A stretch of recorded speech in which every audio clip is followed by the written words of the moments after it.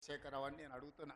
ఏం అన్యాయం చేసినాం నీకు చంద్రశేఖరరావు? మేము నిన్ను మా పార్లమెంట్ సభ్యుడిగా ఎన్నుకోవడం మేము చేసిన అన్యాయమా? నీ పార్టీకి పోయినసారి 13 సీట్లు ఇవ్వడం మేము చేసిన అన్యాయమా?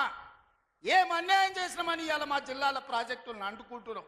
ఈ 10 ఏళ్లలో నువ్వు పాలమూరు రంగారెడ్డి ఎత్తిపోతలు పూర్తి చేసినుంటే ఇవాళ చంద్రబాబు నాయుడుతో పంచాయతీ ఎందుకు వస్తుండే? ఆనాడు నువ్వు వైఎస్ రాజశేఖర రెడ్డి ముఖ్యమంత్రి ఉన్నప్పుడు ఆనాడు పోతిరెడ్డిపాడు పక్క 4000 క్యూసెక్స్ నుంచి 40,000 క్యూసెక్లకు పెంచింది. రాజశేఖర రెడ్డి గారికి ఊడిగం చేసింది. రాజశేఖర రెడ్డి చెప్పులు మోసి కృష్ణానది జలాలను రాయలసీమకు తరలించడానికి అనుమతించింది సన్నాసివి నువ్వు కాదా చంద్రశేఖరరావు? ఆనాడు నువ్వు ఊడిగం చేసి రాజశేఖర రెడ్డి పోతిరెడ్డిపాడు ద్వారా నీళ్లు తరలించకపోయాడు కృష్ణానది జలాలు.